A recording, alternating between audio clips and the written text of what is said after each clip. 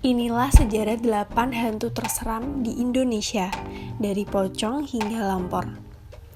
Selamat pagi guys, gimana nih kabarnya? Semoga tetap sehat dan selalu cerah seperti cuaca cerah ya guys. Guys, kali ini kita akan bahas tentang hal yang horor yang bisa bikin bulu kuduk kamu tuh merinding banget. Penasaran? Eits, sebelumnya jangan lupa untuk klik like dan subscribe biar channel ini bisa memberi info menarik buat kamu ya guys. Udah, let's go. Pocong. Mari kita mulai dengan hantu yang paling populer dulu nih guys. Dia adalah pocong, sesosok mayat berkafan yang sekilas nampak seperti guling. Salah satu kisah yang beredar menyebutkan bahwa pocong berasal dari jasad orang meninggal yang lupa dibuka tali pocongnya saat penguburan. Alhasil, sebagai bentuk protes, ia pun menghantui orang-orang di sekitarnya. Salah satu keunikan dari hantu ini adalah cara berjalannya yang melompat-lompat. Untuk penggambaran wajah ada banyak versi. Ada yang menyebut bahwa pocong berwajah rata, hitam, atau bahkan tak memiliki mata. Serem banget ya guys. Sundel bolong. Kamu pasti juga gak asing dong dengan hantu yang satu ini. Sundel bolong adalah sesosok perempuan yang digambarkan memiliki lubang di punggungnya. Cerita ini diadaptasi dari negara tetangga, yaitu negara Malaysia. Namun bagaimana bisa ia bernasib seperti itu? Konon katanya sebelum mati ia sedang hamil, yang kemudian ada laki-laki tak bertanggung jawab yang memperkosanya hingga mati. Bayi yang ia kandung berubah menjadi hantu, yaitu tuyul. Sedangkan perempuan tersebut akhirnya menjadi sundel bolong yang gentayangan untuk membalaskan dendamnya. Seakan belum cukup seram, masyarakat juga percaya bahwa punggung hantu ini dipenuhi oleh belatung. Kuntilanak. Siapa sih yang gak ngeri melihat sosok kuntilanak? Hantu perempuan ini digambarkan bergaun putih, berambut panjang, dan punya mata yang merah. Menurut kepercayaan masyarakat, kuntilanak suka mengganggu anak kecil dan perempuan hamil. Apa alasan dibalik obsesi tersebut? Konon katanya, kuntilanak meninggal saat ia melahirkan, jadi ia gentayangan untuk mencari anaknya. Hal ini juga mendasari penamaan hantu tersebut. Kuyang. Apakah kamu pernah mendengar nama Kuyang sebelumnya?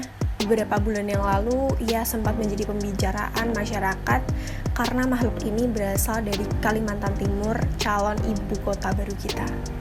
Hantu ini digambarkan sebagai perempuan dengan rambut panjang tanpa badan. Ia hanya memiliki kepala dan organ dalam. Masyarakat setempat percaya bahwa Kuyang adalah siluman yang haus akan darah, khususnya darah bayi dan wanita hamil. Ini karena keduanya bersih dari niat-niat jahat. Kenapa ia bisa jadi seperti itu? Menurut kisah yang beredar, Kuyang sebenarnya adalah manusia yang ingin menguasai ilmu hitam.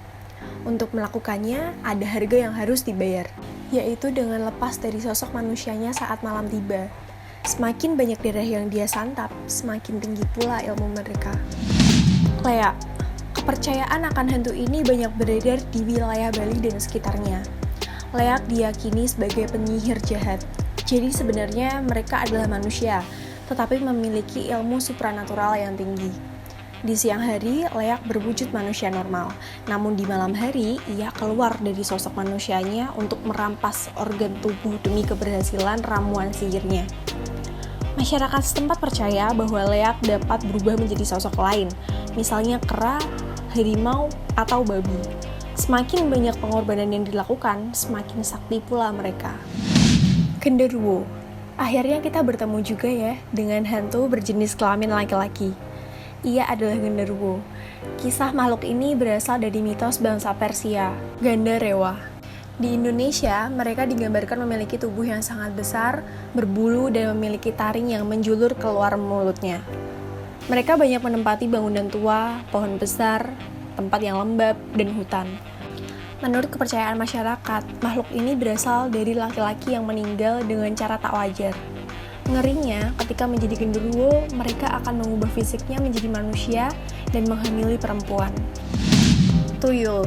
Jenis hantu ini sempat populer karena menjadi pemeran utama sitkom di tahun 2000-an. Namun sebenarnya, tuyul sangat berbeda dengan sosok yang digambarkan di serial komedi tersebut. Tuyul dipercaya merupakan anak dari Sundel Bolong. Ada pula yang menyebutkan bahwa sebenarnya ia adalah anak dari orang yang keguguran. Oleh karena itu, Tuyul memiliki tubuh yang sangat pendek dan suka mencari uang. Tak jarang, manusia memanfaatkannya untuk menjadi kaya secara instan atau pesugihan. Wewe Gombel, pernah mendengar peringatan seperti itu saat masih kecil?